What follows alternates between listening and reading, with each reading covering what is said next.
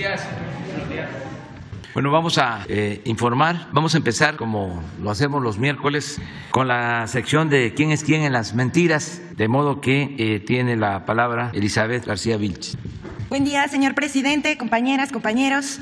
Hoy traemos dos notas.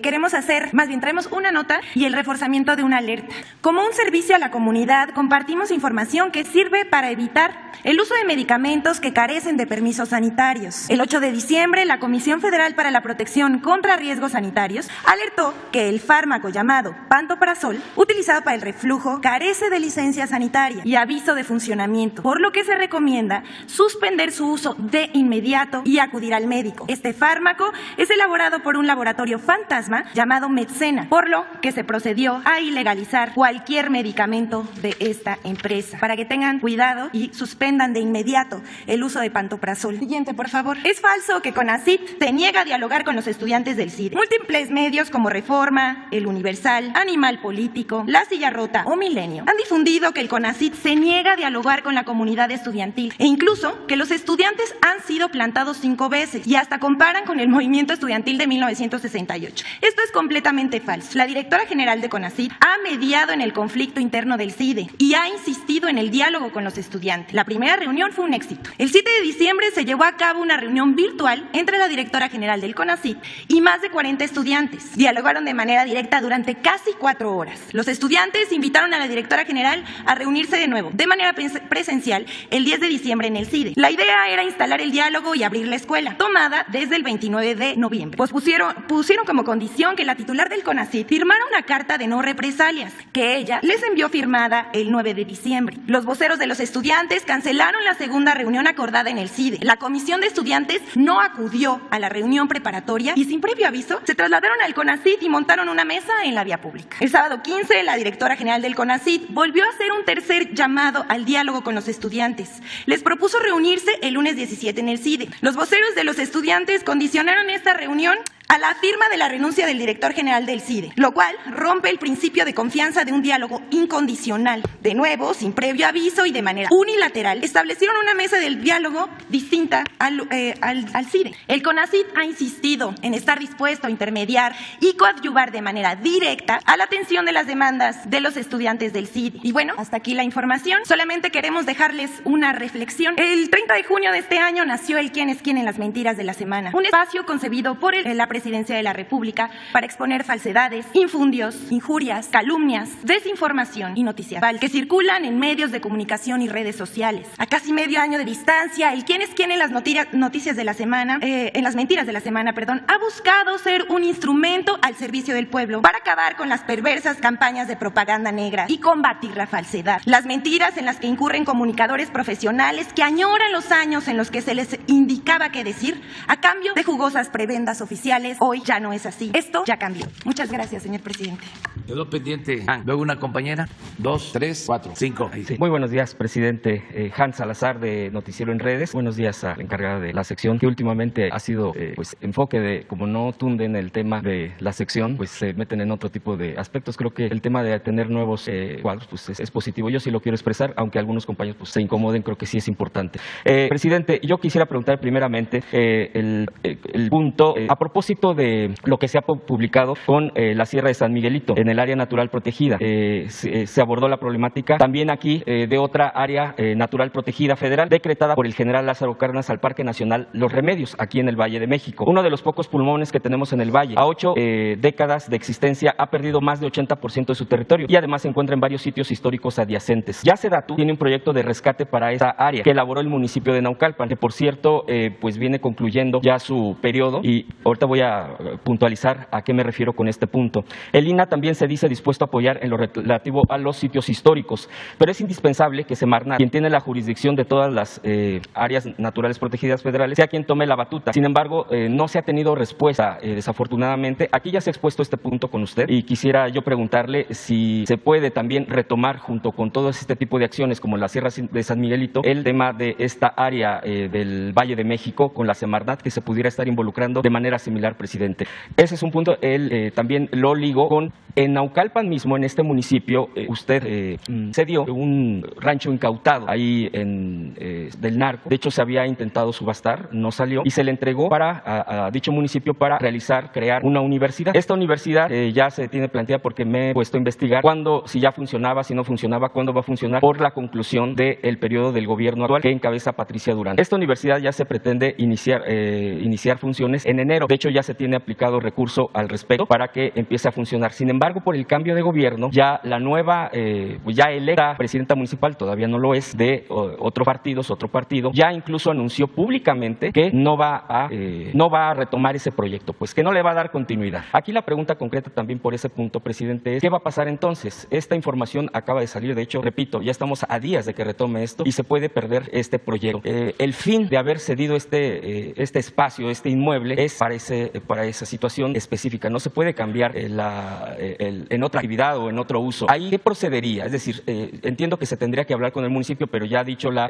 presidenta municipal que no lo va a hacer. ¿Habría la posibilidad de que el propio gobierno federal o incluso el gobierno estatal retomen esta responsabilidad para que la universidad sea una realidad, presidente? Y sobre lo de los remedios. Bueno, vamos a pedirle a la secretaria de Medio Ambiente, a María Luisa Albores, que vea cómo está la situación de esta área natural de los remedios, que se revise el caso y que nos dé un informe. Lo que ayer se dio a conocer es de que ya se publicó el decreto para convertir en área natural protegida la Sierra de San Miguelito. Esto es en San Luis Potosí. Lo que tú estás planteando es en Naucalpan, así es. Sí, del Estado de México. Vamos a pedirle a María Luisa que nos presente un informe acerca de lo del terreno para la escuela. Pues vamos a solicitarle a la Secretaría de Educación Pública, a la maestra Delfina, que entre en comunicación con la presidenta municipal electa para ver si ese es su propósito, el de no darle continuidad al programa de la universidad. Si es así, pues la federación podría hacerse cargo para que funcione la universidad. En el sistema de universidades Benito Juárez, Raquel Sosa podría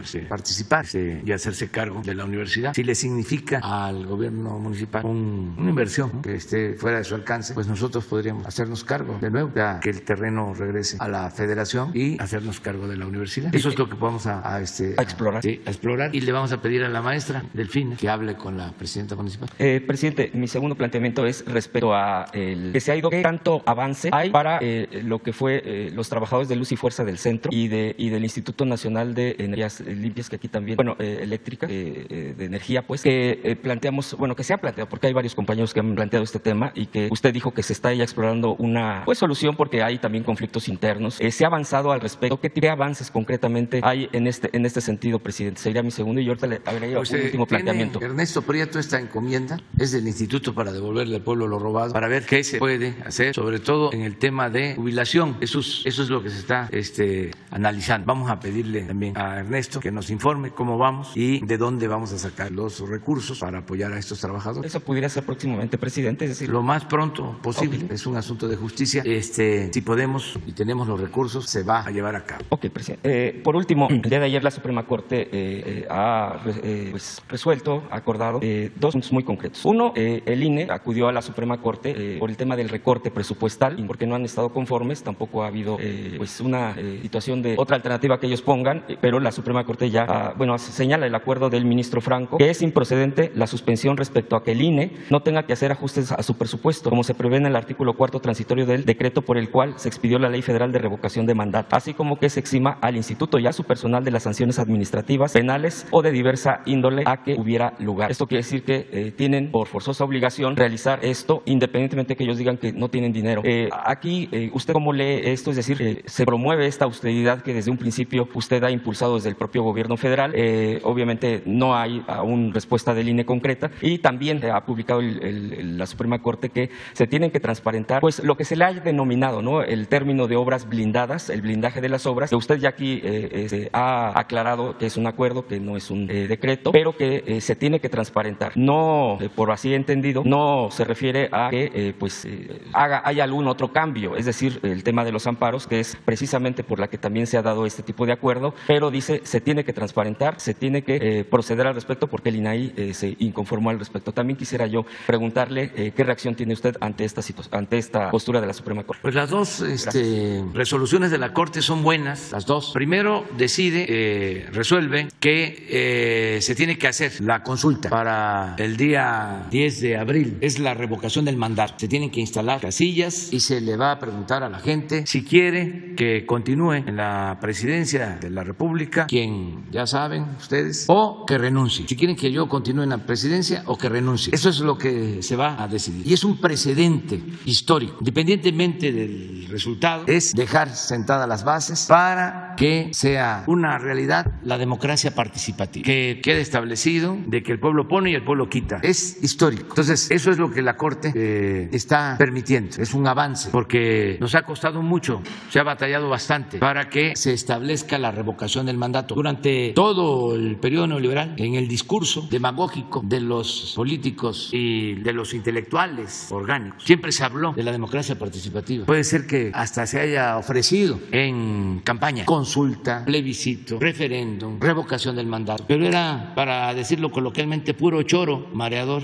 Es hasta ahora que se reforma la Constitución y se permite llevar a cabo la revocación del mandato para que cualquiera que esté en la presidencia, si no actúa bien, a mitad de su mandato tiene que someterse, si así lo quieren los ciudadanos, se tiene que someter a una consulta y si está mal, para afuera. Entonces, el que se haya logrado esto es un hecho histórico. Entonces, el INE acudió a la Corte planteando que no tenía presupuesto para hacer la consulta y la Corte resolvió de que tiene que llevar a cabo la consulta con el presupuesto que cuenta el INE, que no puede ser ese un motivo, una excusa, un pretexto para no llevar a cabo lo que es un mandato constitucional. Entonces es muy buena noticia. Entonces todos a prepararnos, hasta los de Frena, que son los únicos que están impulsando del flanco derecho. Los demás están ahí callados o inactivos, incluso apostando a que no se lleve a cabo la revocación del mandato. Me refiero al bloque conservador de partidos. Esos no quieren. En una de esas van a llamar a no votar. Imagínense la antidemocracia al descubierto. En cambio Frena,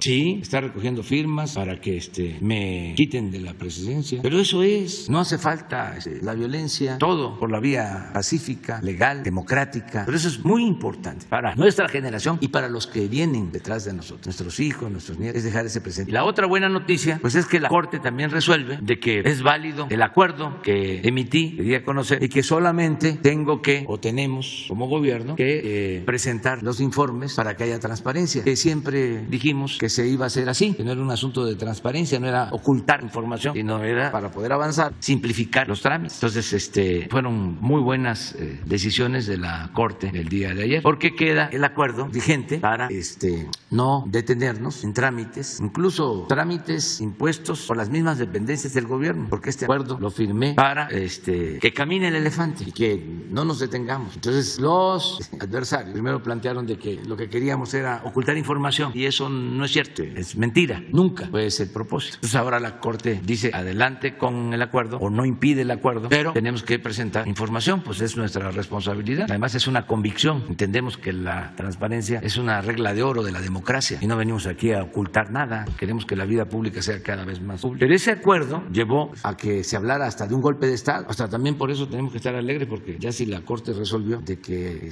hay que informar y hay que transparentar las acciones del gobierno, pues ya tenemos que estar contentos de que ya no hubo golpe de Estado, se evitó el golpe de Estado. Pero bueno, eso es lo que sucedió. ¿Mande? No, está muy bien. O sea, ya es una resolución de la Corte.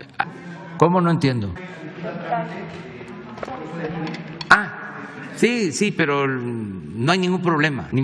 Es que últimamente, ya lo hemos dicho aquí, están magnificando las cosas en la desesperación. Todos los que se dedicaban a aplaudirle al régimen, simulando de que eran opositores o que eran independientes o que eran de la sociedad civil, están quedando al descubierto, están quitando la máscara. Ayer veía yo a una joven que decía, bueno, no sé si sea joven, pero ya para mí todos son jóvenes, decía la foto se llama el perfil, ¿no? Lo que ponen para identificarse en el Face, su foto de perfil, sí, dice, es cuando se inició una marcha de Cecilia de Morelos a la ciudad. ¿Qué engaño tan grande, ¿no? ¿Cómo me equivoqué? Y hay otro, búsquenlo, de un Mendieta, que dice, él es creo que nacido en España, sí, dice, cuando llegué a México, es interesante, o sea, porque esto muestra cómo están cambiando las cosas. Pero recapitulando, la señora Dresser dice, golpe de Estado, ¿no? Con el acuerdo.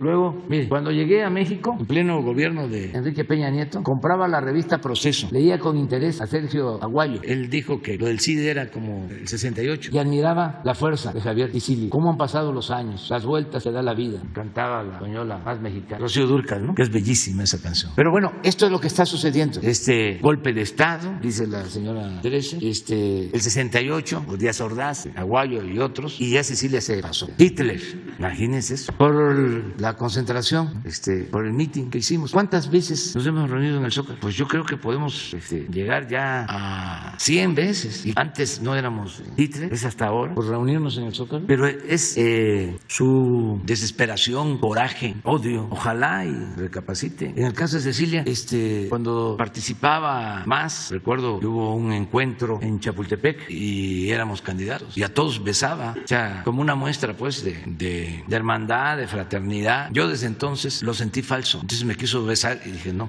lo aguanté. A mí no me besó.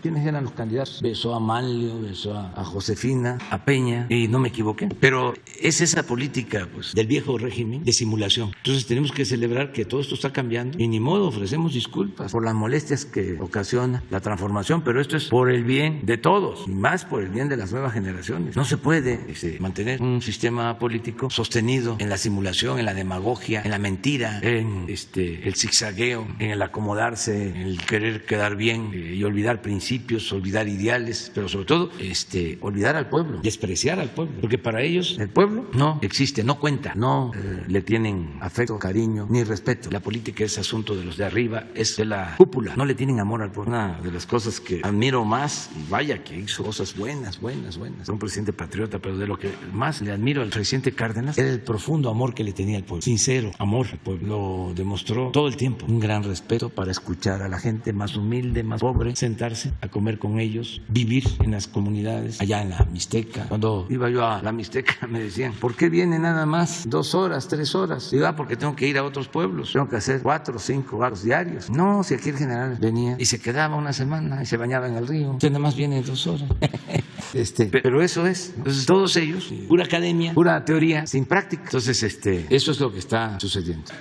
Buenos días, presidente. Judith Sánchez Reyes, corresponsal de Imagen del Golfo de Veracruz. En el sur de Veracruz hemos constatado, mediante los anuncios que se han hecho y de un mayor movimiento económico, la gradual reactivación a través de las inversiones en los complejos petroquímicos de La Cangrejera, Morelos y Pajaritos. Sin embargo, existen representantes de sindicatos afiliados al Consejo Autónomo de Trabajadores y Empleados de México, el CATEM, y la CTM, quienes al momento de identificar a una empresa contratista que empieza a elaborar o que empieza a introducir equipo, maquinaria, insumos y demás, de inmediato abordan a los trabajadores para imponerles condiciones que van desde una cuota mensual en efectivo de manera onerosa a contratar trabajadores exclusivamente de su sindicato con sueldos y prestaciones pues que están fuera de la normatividad y de la realidad laboral. Los amenazan con, si no aceptan estas condiciones, les impedirán el ingreso al personal justamente a estos complejos ya referidos, acción que realizan todos los días sin que nadie intervenga. Esto lo tenemos documentado con fotografías de las tarjetas que entregan estos representantes de sindicatos a los contratistas y de cómo detienen a las unidades en los alrededores de los complejos. Preguntarle, presidente, si usted tenía conocimiento de eso y usted ha señalado, bueno, pues que hay que evitar la corrupción y sobre todo esta cultura del moche. ¿Qué acciones concretas se puede realizar desde el gobierno federal, ya sea a través de la Secretaría del Trabajo, de Pemex, incluso de la propia Fiscalía General de la República, pues para evitar este tipo de extorsiones que además de que impactan el asunto laboral, pues también demoran el avance de las obras de rehabilitación y sobre todo pues desalientan las inversiones en el sur de Veracruz? Sí, es una práctica indebida, ilegal, horrible, que tiene que ver con los sindicatos charros, con líderes charros que extorsionan. Esto se padece, desgraciadamente, ya no mucho, porque hemos ido avanzando en eliminar estas prácticas ilegales de chantaje a empresas y a los mismos trabajadores. Se pelean entre sindicatos los contratos o ponen condiciones a las empresas constructoras. Me tienes que dar tanto o yo te vendo la grava aunque no sea de la calidad que se necesita. Eso en efecto lo enfrentamos allá en el Istmo, en la construcción del transísmico. No se podía trabajar porque además asaltaban, robaban maquinaria, equipo. Ahora ya está la Guardia Nacional y ya se puede trabajar. Pero era terrible lo que sucedía en Oaxaca, además armados con equipos o grupos de choque. Bueno, aquí mismo en el aeropuerto de Texcoco tenían el control completo de la obra. No solo se encargaban del transporte del material, sino compraban los cerros. Ya ven que los tecnócratas por la corrupción decidieron hacer el aeropuerto en el lago de Texcoco, rellenar el lago de Texcoco, pues acabaron con muchos cerros y al final de cuentas se siguió hundiendo, está inundado. Ahora ya no, pero la temporada de lluvia se inundó todo y era pues un barril sin fondo porque estos sindicatos tenían los contratos para acarrear el material y ya no era nada más el acarreo del material, sino la venta también del material. Compraban los cerros y ellos vendían también el material. Y si no se les garantizaba el que se les comprara el material y lo trasladara, lo transportaran, pues paraban la obra. Todo eso lo enfrentamos con el nuevo aeropuerto y se terminó, afortunadamente. ¿Y en los complejos petroquímicos se están tomando cartas en el asunto? Sí, lo mismo, pues estamos pendientes y no vamos a tolerar ese tipo de actitudes porque son completamente ilegales. En Dos Bocas pasó algo parecido. ¿Recuerdan que se habló de que había habido un muerto y que entró la policía? Y era algo así. Afortunadamente ya se resolvió sin ceder, es decir, sin dejarnos chantajear. Y lo mismo estamos recomendándole a las empresas que denuncien. ¿Ustedes las apoyarán? Sí, y no hay sindicato favorito. Nada de que son sindicatos protegidos. Ya pasó ese tiempo de que los sindicatos eran del gobierno, para decirlo con claridad, porque si hablamos del Estado a veces no se entiende cuál es la diferencia entre Estado y gobierno. Pero bueno, lo que más es comprensible es el que se tenían sindicatos del gobierno. Los líderes los apoyaba el gobierno, porque era un gobierno corporativo el que existía. Nosotros somos respetuosos de la vida sindical. Son los trabajadores los que deben de elegir a sus representantes. Acaban de pasar las elecciones, el sindicato petrolero, 36 secciones. Y la oposición, vamos a decir, ganó 6. Pero antes no ganaban ni una sola sección. Y hubiesen ganado más. Bueno, yo no debo de estar dando consejos. Si se hubiesen unido, pero se dividieron. Y lo que sí le doy un consejo a todos los que luchan por la democracia, eso sí, no solo en los sindicatos, sino en todos los ámbitos de la vida pública, es de que no hay que rendirse, no hay que darse por vencidos. A veces no se puede a la primera, pero es muy importante luchar y luchar y luchar y ir limpiando, desbrozando el camino hacia la democracia. Es un proceso. No es de que ya, por ejemplo, en una sección sindical, no ganamos, pues sí, pero viene después otra y se puede lograr a la segunda o a la tercera, no a la cuarta. El presidente Allende ganó a la cuarta, yo gané a la tercera y así es la lucha. Lo importante es no dejar de luchar por un ideal, por un principio. ¿Sabes quiénes son los que se cansan? Los que se rinden, los que van nada más por el cargo, los que no tienen un ideal, tienen un principio, no luchan por una causa. Esos ya le invertí, ya trabajé, fui a pueblos que nunca había ido, tuve que convivir con la gente, ya no gané, ya no voy a seguir en eso. No, mejor a otra cosa.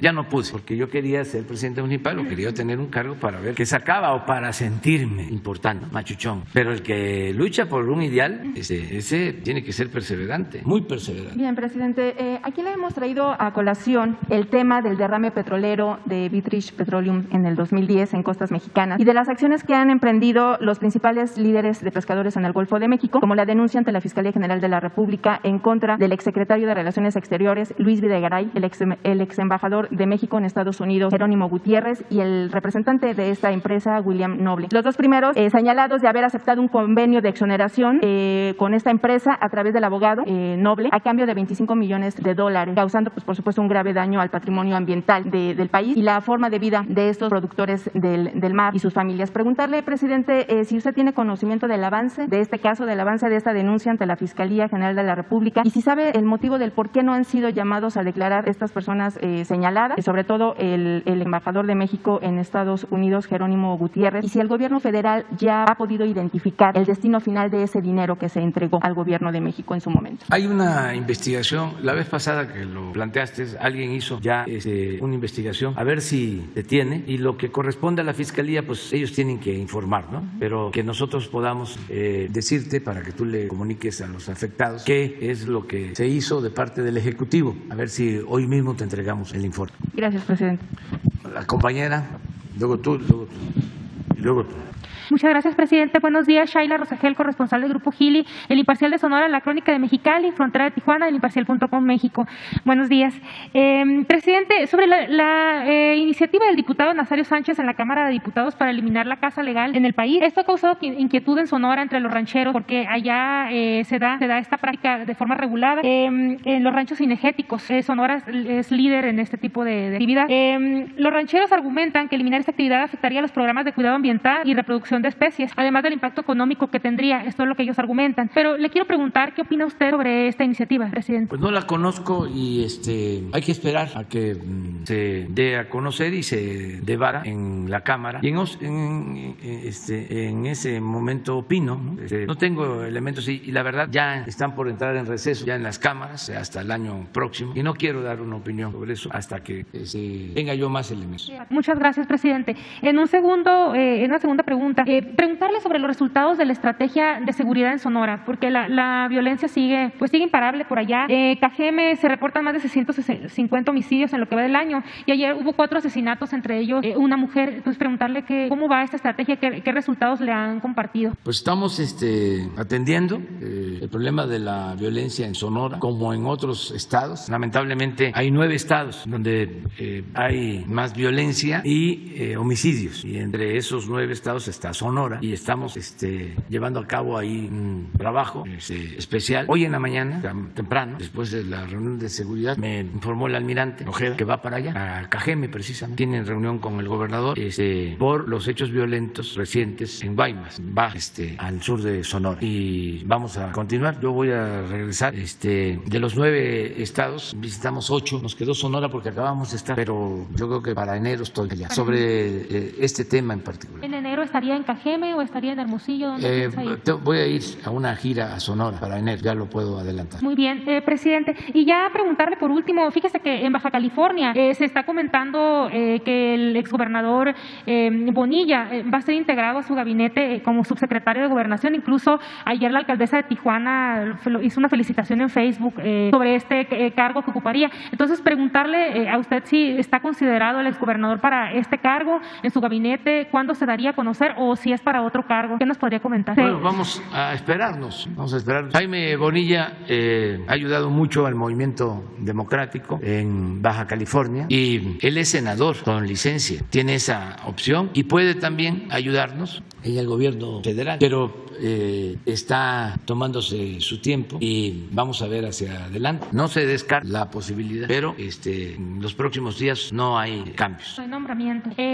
Nada más para puntualizar, ¿la gira que haría a Sonora será por la cuestión de seguridad o también verá otros temas como los series o no sé? Otros qué temas, planeado? o sea, voy a aprovechar para lo de seguridad y quiero ir con los series y quiero ir también a la sierra, a las comunidades de la sierra. Ese es el propósito que tengo. Me invitaron a ir a Nacosari, va a ser después porque acabo de estar hace relativamente poco en Cananea, pero quiero ir a ver a los series y a Yécora, por allá, y a Guaymas, por lo de la violencia.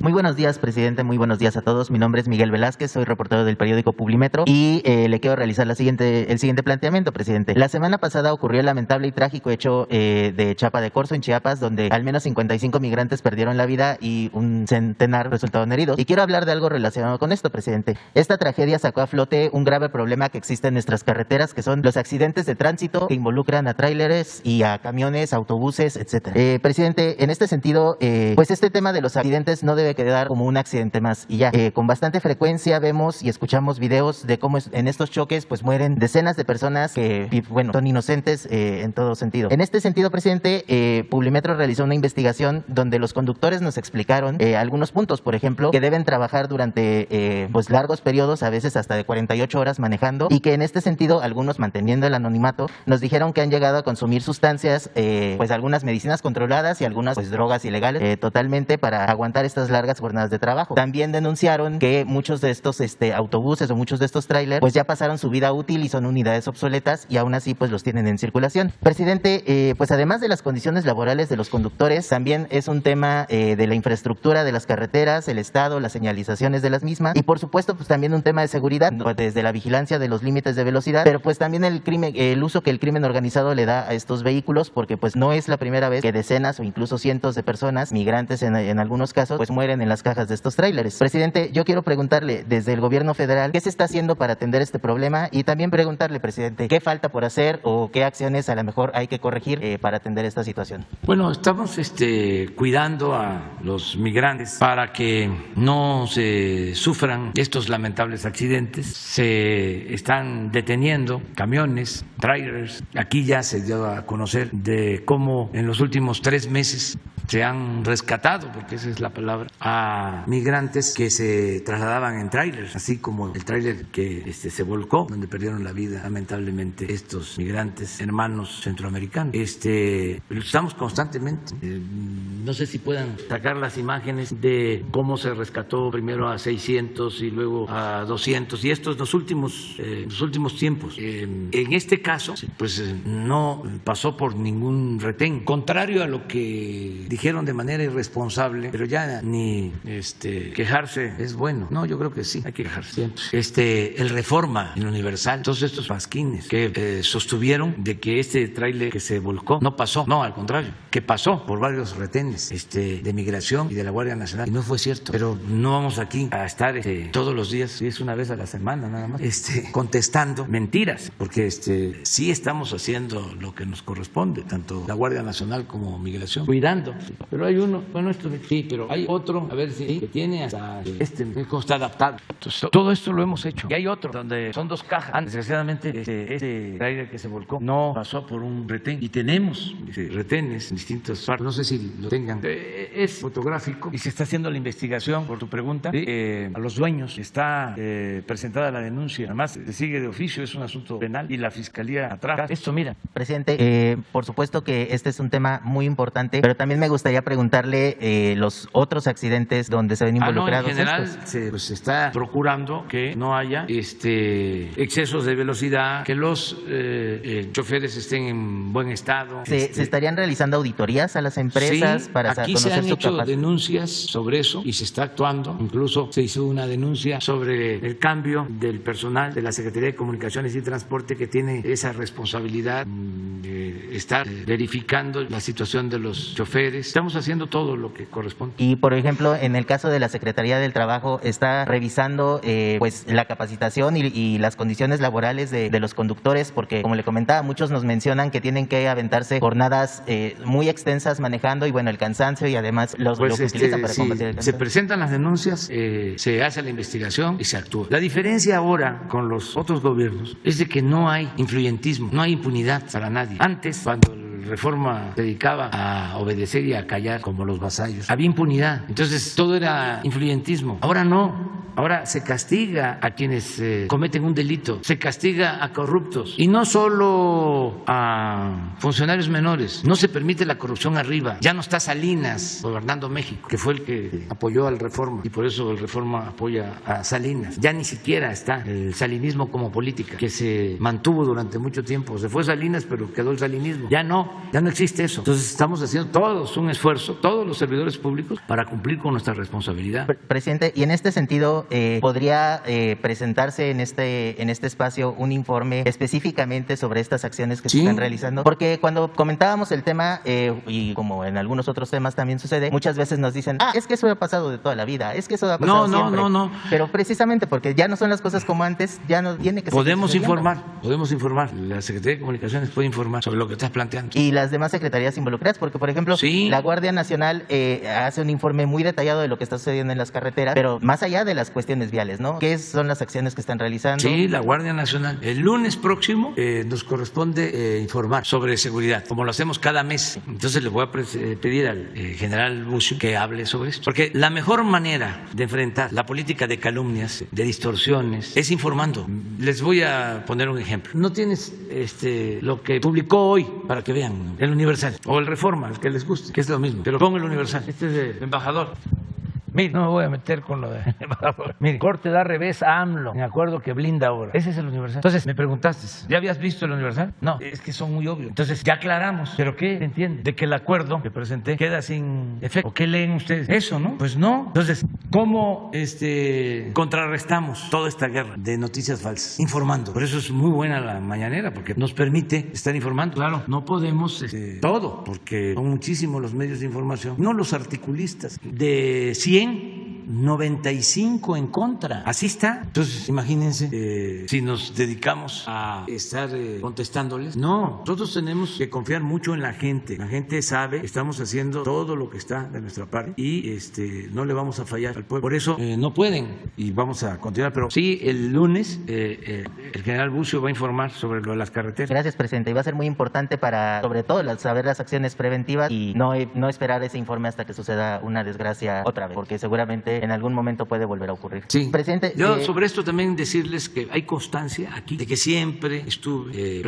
siempre he estado planteando de que es mejor mantener a los migrantes en el sur, el traslado por todos los riesgos que corren. Siempre lo he dicho y claro, siempre he dicho, lo puedo probar, de que lo mejor es atender a la gente donde vive, de que tienen que haber programas de desarrollo en Centroamérica. Nada más en los últimos 3 meses, yo creo que lo he expresado, pero en foros internacionales y a quien corresponde, en 4 o 5 veces. Le mandé una carta al presidente Biden. Ay, ¿por qué no pones la carta, de favor? Donde le estoy tratando el tema de Centroamérica. Luego en la ONU lo planteé en Washington, en la reunión bilateral y en la trilateral, constantemente, porque eso es atender el problema de fondo. No se trata de estar solo reteniendo, sino buscar soluciones de fondo al flujo migratorio. Y vamos a seguirlo haciendo, vamos a seguir con esa política. Presidente, y bueno, finalmente... A ver, nada más para ver si... Mire, esto es de 7 de septiembre, el presidente Biden. Como lo hemos comentado en otras ocasiones, el fenómeno migratorio requiere de un tratamiento del todo nuevo. Desde luego es necesario ordenar el flujo, evitando el desorden, la violencia y garantizando los derechos humanos. Sin embargo, no debemos quedarnos solo en la aplicación de medidas de contención y menos de carácter coercitivo. Es por ello que le planteo de nuevo, en forma respetuosa, la necesidad de actuar de inmediato para aplicar en Guatemala, Honduras y El Salvador 2 programas que nosotros estamos llevando a cabo con éxito en Chiapas, estado vecino de Centroamérica, y cuya naturaleza y cultura son muy semejantes. De hecho, hace 200 años Chiapas no pertenecía a México, sino junto a Belice, Costa Rica, Nicaragua, Honduras y El Salvador formaban parte de la Capitanía General de Guatemala. Y no fue sino hasta 1824, 3 años después de la independencia, que los chiapanecos decidieron unirse a nuestro país. Hoy estamos plantando en Chiapas 200,000 hectáreas de árboles frutales y maderables, y ese programa da trabajo a 80,000 sembradores que reciben un salario para cultivar sus tierras. Este mismo procedimiento se puede aplicar de inmediato en los 3 países centroamericanos de mayor migración, Guatemala, Honduras y El Salvador, con lo cual se ampliaría la superficie de siembra a 600,000 hectáreas y se daría empleo a 240,000 campesinos. Otro de nuestros programas sociales relevantes que están siendo aplicados en Chiapas consiste en dar trabajo como aprendices a 30,000 jóvenes que reciben un salario mínimo para capacitarse en talleres, empresas y otras actividades productivas y sociales. Si esta acción se aplicara de inmediato en Guatemala, Honduras y El Salvador, se podría mantener en sus países de origen a 90,000 personas de todas las que emigran por falta de trabajo. En suma, con estos 2 programas estaríamos atendiendo en menos de 6 meses a 330,000 personas que verían como una esperanza esta acción conjunta de los gobiernos de Guatemala, Honduras, El Salvador y Estados Unidos. Si el gobierno de usted decidiera asumir esta decisión de manera ejecutiva, nosotros estaríamos plenamente dispuestos a colaborar con asesoría, experiencia y trabajo. A las medidas señaladas agrego, señor presidente Biden, otra que consideramos muy eficaz: suscribir acuerdos con los inscritos en estos programas para ofrecerles en el mediano plazo, de manera ordenada y de acuerdo a la demanda, visas temporales de trabajo para Estados Unidos. Con ello no se perjudicaría a nadie, pues es sabido que la gran nación que usted preside requiere de fuerza de trabajo adicional para impulsar su crecimiento económico, fortalecer su producción y reducir sus importaciones de Asia. En fin, esto es septiembre, pero lo repetí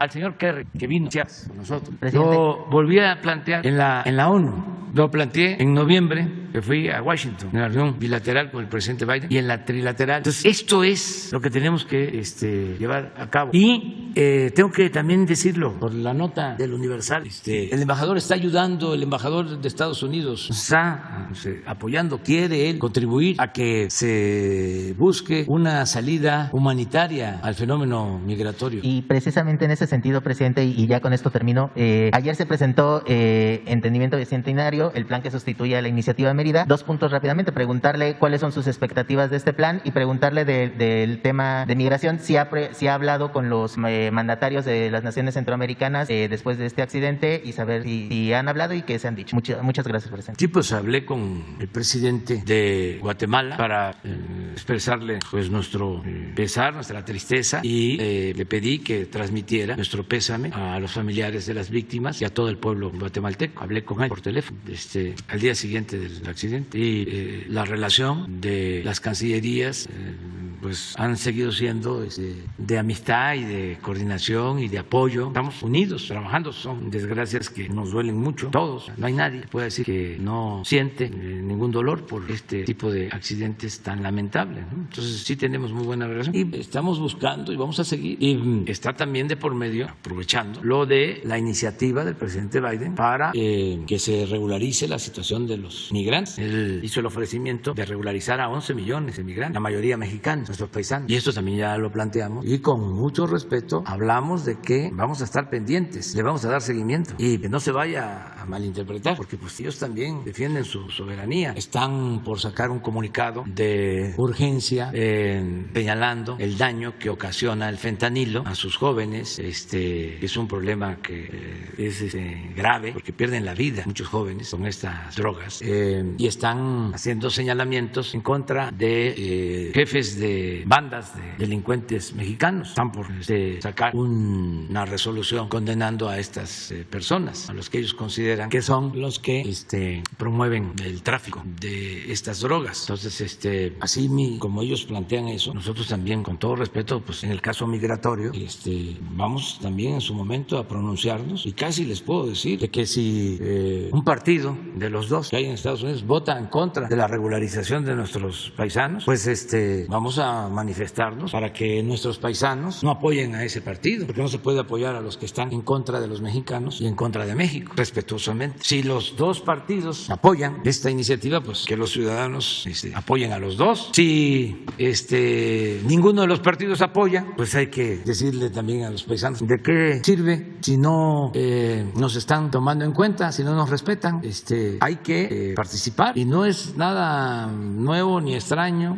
Los hermanos cubanos que están en Estados Unidos son 4 millones, los mexicanos, nuestros paisanos, 38 millones, y los 4 millones de hermanos cubanos tienen diputados, tienen senadores, gobernadores, tienen muchísima influencia, los toman en cuenta para todo, bueno, al grado de que por eso mantienen bloqueada a Cuba, por eso mismo, que es una injusticia ese bloqueo, que es inhumano, es una flagrante violación de derechos humanos, pero es por la fuerza política que ejercen los 4 millones y sus dirigentes de personas de origen cubano que viven y trabajan en Estados Unidos. En el caso de nosotros, resulta que ahora menos, porque hay más respeto y se tiene que agradecer, pero antes maltrato al mexicano y hacían lo que querían. Entonces, todas estas cosas tienen que irse planteando con toda franqueza, con respeto, pero poniendo por delante siempre los derechos humanos, los derechos del mejor presidente de los últimos tiempos de Estados Unidos, los derechos que él proclamaba. 4 libertades: derecho a la libertad de palabra, estoy refiriéndome al presidente Franklin Delano Roosevelt, derecho a la libertad de palabra, derecho a la libertad de creencia, derecho a vivir libres de temores, y uno que es muy importante y tiene que ver con la migración, derecho a vivir libres de miseria. Entonces es hacer valer esos 4 derechos más allá de las fronteras, tiene que ver con la fraternidad universal. Entonces el lunes el general Bucio va a informar sobre lo que tú planteas. Me tengo que ir,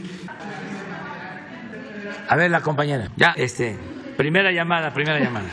Buenos días, presidente. Muchas gracias. Meme Yamel de Damexico News y Sin Censura. El fin de semana, presidente, en su 23ª asamblea, el PRI dijo que le había dado una patada al neoliberalismo que les fue impuesto y que se declaraban de centroizquierda. ¿Considera que eso sería una señal como de buena voluntad rumbo a la aprobación de la reforma eléctrica? Pues sería muy bueno que rectificaran, porque son momentos de definiciones y ojalá y apoyaran la reforma eléctrica. Eso ayudaría más que 1000 pronunciamientos de que son son revolucionarios, de que son demócratas, de que son centristas, hechos, no palabras. Y sí estamos viviendo momentos de definición, porque en el caso de la reforma eléctrica, votar en contra de la reforma eléctrica es votar en contra del pensamiento y de la acción que llevó a la práctica en su momento Adolfo López Mateos, del PRI, que nacionalizó la industria eléctrica. Esto ni siquiera es nacionalizar la industria eléctrica, que se les está dejando a la iniciativa privada el 46% del mercado de la industria eléctrica y el 54% para el sector público, para garantizar el derecho a la energía eléctrica a precios justos, porque no se puede privatizar como querían la industria eléctrica. Entonces, si ellos votan en contra de esta reforma, pues están traicionando los orígenes de ese partido, pues es traicionar a Lázaro Cárdenas, Adolfo López Mateos, es continuar manteniendo como jefe político y moral a Carlos Salinas de Gortari. Entonces está interesante, hay que tomarles la palabra. Además no va a pasar mucho tiempo porque ya esa reforma, pues yo creo que para el año próximo, los primeros meses, se va a discutir en la Cámara de Diputados y de Senadores. Y a mí sí me daría gusto que ellos rectificaran. Es de sabios cambiar de opinión, hasta las piedras cambian de modo de parecer. Entonces vamos a esperarnos, no lo descartemos. En el caso del PAN está más difícil, pero el caso del PRI, porque es negarse completamente, o sea, es ir en contra de sus principios, de sus ideales, es traición. Qué bueno que se están planteando esto y la posibilidad de rectificar. No hay que caer en la autocomplacencia, hay que tener capacidad para rectificar. Entonces sí es interesante. Entonces no descartemos el que ellos se corran, porque se los llevó Salinas a la derecha, pero a la extrema derecha.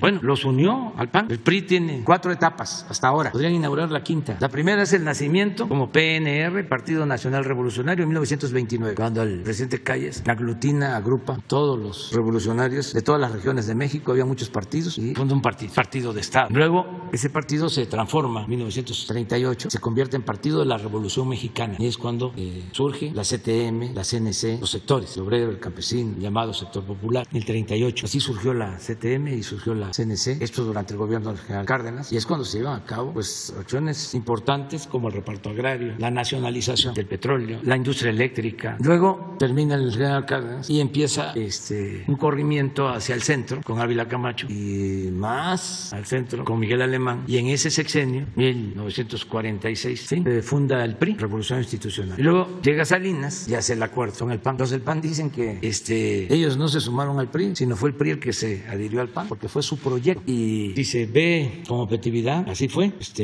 Por ejemplo, toda la política privatizadora, la destrucción de empresas públicas como la Comisión Federal, como Pemex, eso estaba planteado. Así surgió el PAN. La expropiación petrolera es en el 38 y nace el PAN en el 39, un año después, para oponerse a la expropiación petrolera y a la política del presidente Cárdenas. Entonces, en el 88, como se dice coloquialmente, se llama Coyan, y surge el PRIAN, 4ª etapa. Desde entonces votan juntos, todos. De Fobaproa, por ejemplo, concedido. Acaba de pasar, lo votaron un día 12 de diciembre, acaban de cumplirse, lo votaron el 98 aproximadamente, juntos. Pero todas las reformas constitucionales las aprobaron juntos, desde Salinas. Se hace una revisión de todas las reformas para ajustar el marco legal a la política privatizadora, siempre votaron juntos. Entonces imagínense lo que significaría que ahora el PRI no votara con el PAN. Sí sería un cambio importante. Y sobre todo la gente mayor que está en el PRI, estoy seguro que lo vería bien, porque hay mucha gente mayor, grande, que merece todo nuestro respeto, como todos los ciudadanos, que sigue pensando en la Revolución Mexicana y que cree en la revolución y que cree en ese partido, y le duele muchísimo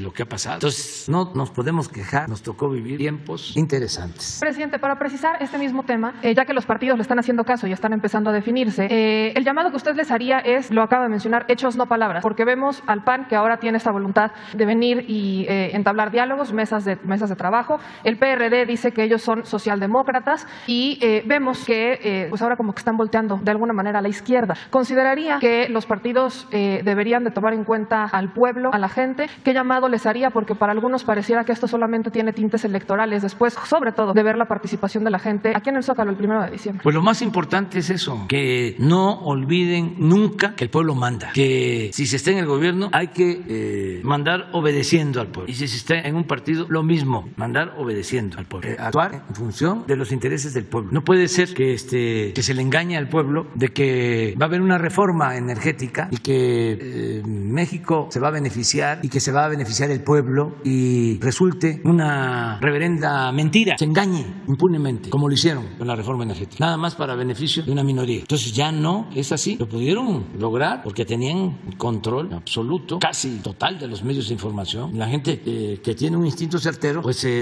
sabía que algo no andaba bien, pero no tenía toda la información, como ahora. Es que la verdad, lo de las redes sociales ha representado toda una revolución, aún con sus limitaciones, porque no llega a todos los pueblos el Internet, pero ya no es lo mismo. Antes pues eran los periódicos, las columnas de los periódicos. Ahora ya no es así. Ya los jóvenes ya no leen periódicos, ya tienen otras formas de recibir noticias. Entonces, en eso se ha avanzado bastante y la gente está tomando conciencia. Por eso hablo de la revolución de las conciencias. Eso es lo más importante de todo. Y en ese sentido México está a la vanguardia en el mundo. El pueblo de México es de los pueblos más politizados del mundo y esto se ha logrado en los últimos tiempos. Por eso el desconcierto de muchos que no entendieron los reacomodos que se están dando y no dejan de pensar en lo mismo, o sea, en que la política tiene que seguir siendo igual. No han aceptado una nueva realidad. Entonces, yo siento que los partidos van a irse ajustando a la nueva realidad. Hasta ahora no lo han hecho. Fíjense que lo más importante es que se están ahora dando cuenta de que es necesario que haya un cambio. Hace poco veía yo en el Face alguien que decía, es increíble que los partidos ya estén revisando sus procedimientos y que los intelectuales orgánicos y los articulistas no quieran cambiar, porque de una u otra forma el hecho de que el PAN busque el diálogo, ¿no? Pues es un avance. Esto del PRI, hasta lo del PRD, que se atreven a decir que ya no son de izquierda, sino van a ser la socialdemocracia. Pues es ya de ir buscando, ¿no?, su sitio y posicionándose, pero en el terreno de los intelectuales orgánicos o en esa esfera no se ve que quieran entender que ya es distinto. Pero en fin, repito, no nos debemos de quejar, son momentos muy importantes que estamos viviendo para bien. Además, todo esto lo estamos haciendo de manera pacífica y yo por eso siempre mi respeto a los opositores, a los adversarios, porque pueden hasta insultar, pues está mal, porque debe de haber urbanidad política, pero bueno, si insultan, no hay problema. Lo que estaría mal es la violencia, eso sí. Por eso hay que seguir abriendo los cauces democráticos, no cerrarlos. Esto de la revocación del mandato, tú no estás de acuerdo con tu gobernante, participa y puedes, junto con muchos otros que piensan como tú, puedes removerlo, puedes cambiarlo. No a la violencia. La vía democrática es lo mejor. Presidente, en un segundo tema, también relacionado con la reforma energética, una de las consecuencias de esta reforma de la que poco se habla tiene que ver con cómo desplazaron a empresas mexicanas y pequeñas con tal de darle contratos a empresas extranjeras y grandes. Uno de estos casos ya se lo habrían presentado. Es una pequeña empresa en Ciudad del Carmen, Campeche, que lamentablemente en cuanto se aprueba la reforma en 2013, le cancelan los contratos que tenía, desplazan sus embarcaciones y él hace un año se lo encontró, el dueño de esta empresa se lo encontró en un vuelo a Oaxaca hace un año y le comentó la situación. Lamentablemente, pues pasó un año, no se le dio una atención por parte entonces era de la Secretaría de Marina para resolver el tema de las embarcaciones, que todavía las habían dejado mucho más lejos y si no las podían acercar a la bahía. Y lamentablemente, bueno, las embarcaciones sufrieron el tema de la delincuencia organizada y ya no hay forma de recuperarlas. Esta persona ya mandó un oficio a Atención Ciudadana para actualizar la petición y lo que hoy le pide es pues un asesoramiento, una guía, un apoyo por parte del SAT y aduanas para poder dar de baja esta empresa y empezar de ceros, porque tienen la intención otra vez de contratar a más de 150 personas que tenían y que se quedaron sin empleo a raíz de esta reforma energética. Este no es el único caso, hay muchos otros. ¿Qué se puede hacer con ellos? Se podrán hablar de mesas de trabajo entre el SAT, aduanas, la Secretaría de Marina, la Secretaría de Energía, para que puedan ellos, empresas mexicanas y pequeñas, retomar la producción. Sí, se ve con Raquel Buenrostro y hay mucho trabajo en el sureste, mucho trabajo. Se está invirtiendo y hay trabajo en puertos porque se está continuando con las exploraciones, se están perforando pozos, se está reactivando toda la actividad petrolera y sí hay oportunidades de trabajo. Ahora, una de las quejas, no quejas, sino uno de los planteamientos que están haciendo las empresas constructoras en el sureste es que ya empezó a escasear la fuerza de trabajo porque hay muchas posibilidades. Imagínense, en Dos Bocas deben de estar trabajando de 25 a 30,000 trabajadores. En Dos Bocas. Hoy hay 25,000, si no es que más, directos, más todos los indirectos. Y el Tren Maya lo mismo, y se está reactivando el turismo, y por lo mismo se está demandando fuerza de trabajo en Quintana Roo. Entonces, sí lo vemos. Dos planteamientos muy breves, presidente. Hay 12,500 trabajadores de Altos Hornos de México que, bueno, desde la venta en los 90, vienen cuestionando si se les va a pagar el 5% que se les prometió en ese momento con la venta de Altos Hornos de México. Ellos están alegando que actualmente, se les deberían más de 31 millones a estos 12,500 empleados, aproximadamente 50,000 pesos a cada uno.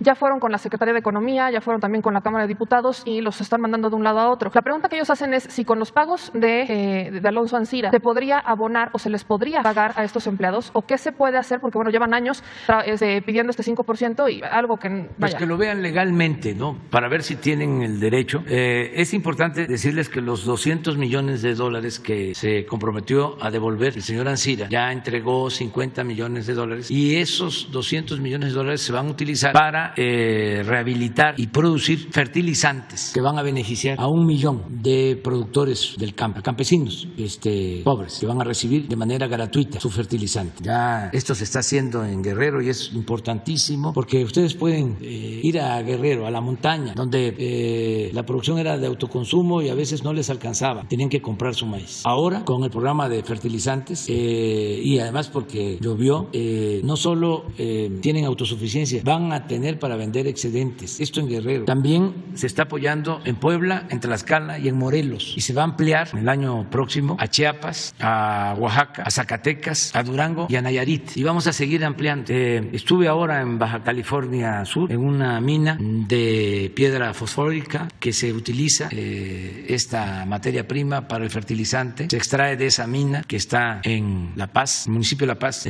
cerca de la ciudad, a 1 hora de la ciudad de La Paz. Está esta mina, ahí trabajan muchos, sacan la piedra, la criban, la limpian y un porcentaje la embarcan a las plantas que se tienen en Lázaro Cárdenas, Michoacán, y ahí se produce materia prima para el fertilizante Lázaro Cárdenas. Bueno, esas plantas las compraron también de manera indebida, porque están convertidas en chatarra. Se van a rehabilitar porque no queremos vender nada de bienes del Estado, nada, al contrario, estamos comprando de bienes. Por ejemplo, la compra de la refinería de Shell en Texas, comprar para México, no vender. Entonces se optó por rehabilitar esta planta, y ese dinero de Ancira va a ser con ese propósito para tener los fertilizantes. De todas maneras, hay que ver cómo está el asunto de los trabajadores, y si legalmente les corresponde, pues se tiene que pagar, y decirles con mucha claridad si tienen derecho, no tienen derecho, y ya dejar de que anden de una oficina a otra, ¿no? Sino que se resuelve. Eso es lo que puedo decir. Gracias, presidente. Ya, el último tema tiene que ver con Puebla, mi estado. El gobernador Barbosa hace algunas semanas hizo un reclamo a la Federación porque dice que no le están prestando mucha atención a Puebla, particularmente el aeropuerto. El gobernador busca concesionar el 51% de este aeropuerto y entregárselo a privados, y quiere que sea el mayor centro de carga de la zona. La pregunta que se hace es si la Secretaría de Comunicaciones y Transportes lo va a autorizar, no lo va a autorizar, y el reclamo particularmente es ese, si se le va a permitir. Dice que no se le ha dado una atención como se le está dando a el sureste del país. No, pues estamos ayudando mucho a la gente de Puebla. Es un pueblo trabajador. Estoy hablando del fertilizante.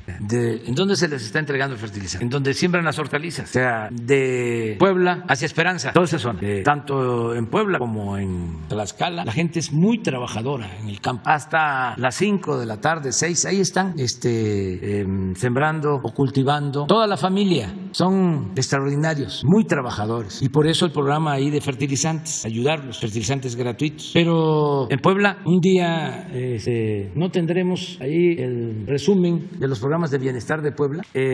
Carlos Torres nos los puede mandar. En Puebla, los jóvenes tienen becas para estudiar en las universidades. Hay miles de jóvenes trabajando como aprendices que están recibiendo salario mínimo en Puebla. Todos los adultos mayores de Puebla tienen su pensión. Y ahora va a ser a partir... No, este es un resumen general. Quiero el de más detalles. Debemos de estar entregando cerca de alrededor de 1 millón de becas los estudiantes en Puebla, de todos los niveles escolares. Estamos aplicando el programa Sembrando Vida en Puebla. La escuela es nuestra. Tengo casos de sociedades de padres de familia, de madres de familia de Puebla, que reciben su presupuesto para mejorar la escuela y ellos aportan su trabajo y llevan la piedra al lomo, en burro, hasta las partes más altas. Y ahí construyen el aula que necesitan y hasta les sobran recursos. Con el programa de la escuela es nuestra. Y créditos a la palabra y muchas cosas de apoyo. Ahora lo vamos a ver. Yo creo que lo del aeropuerto es cosa de que se vea con comunicaciones. Aquí está. Es que hay que aprovechar también, ¿no? Para informar, porque es lo mismo. Miren, en Puebla, sí, nada más que quiero ver si es municipio o es el estado. Sí, es el estado. Sí, aquí está, es el estado. Miren, jóvenes, 14,743 jóvenes están como aprendices, recibiendo 4,310 pesos, que es el salario mínimo. Ya para el año próximo ya va a ser más mensual de aprendices. Estos son universitarios de familias pobres, 30,324, 4,800 bimestrales. Estos son media, bachillerato, 231,000 de bachillerato. De primaria, por familia, 348,000 becas. Estas son universidades en Puebla, 5 nuevas universidades públicas del sistema Benito Juárez. La escuela es nuestra. Miren, 3,321 escuelas han recibido su presupuesto de manera directa. Claro, en total son 9,488. Hacia allá vamos. Pensión adultos mayores, 404,000 adultos mayores. Y esto va a aumentar porque ya es a partir de los 65 y hay un incremento para el año próximo del 20% de la pensión. ¿Pásale? Niñas, niños con discapacidad, 64,855 niñas y niños con pensión. Y va a aumentar la pensión y aquí estamos con Miguel Barbosa buscando un acuerdo porque se entrega esta pensión a niñas, niños y adolescentes hasta los 29 años. Pero de 29 a 64 las personas con discapacidad no tienen apoyo. Y ahora lo que vamos a conseguir con los gobernadores es que de 29 a 64 también se dé el apoyo y que la mitad del financiamiento de 29 a 64 lo aporten los estados y la otra mitad la federación, para que sea universal, que en nuestro país todos los discapacitados tengan su pensión. Luego, estas son estancias infantiles, 24,344 niñas y niños, es de madres solteras que reciben también su beca. Pesca, pues es muy poquito, son 98 pescadores. Producción para el bienestar, sí, son 129,512 productores que reciben directamente su apoyo. Estos son los precios de garantía que se pagan a productores. Estamos mejorando todo el sistema de salud. Adelante, ya no hay otras. Banco del Bienestar. Puebla tiene 217 municipios. Tengo la fortuna de conocerlos todos. Van a haber 223 sucursales del Banco del Bienestar. Ya debemos de llevar ahí, pues, como la mitad construidos. Pero esto significa que hasta en las comunidades más apartadas, porque si hay 217 municipios y vamos a tener 223 sucursales, quiere decir que en todas las cabeceras municipales. Este es el programa de reconstrucción de los sismos. Las acciones de vivienda, ya terminamos. 1,143. Lo mismo, de mejoramiento urbano, tiene que ver también. Este es un programa especial que estamos aplicando en Puebla, en Cholula, en Puebla y también en Axoxutla. Sí sabes, ¿verdad? ¿Dónde está Axoxutla? ¿Y qué pasó en Axoxutla? Ahí se firmó el plan de igual. Y fui allá y hice el compromiso de arreglar Axoxutla, ya en los límites con Guerrero, pero pertenece a Puebla. Para los estudiantes, el plan de Ayala se firmó en Axoxutla, Puebla, porque ya estaba siendo muy perseguido Zapata por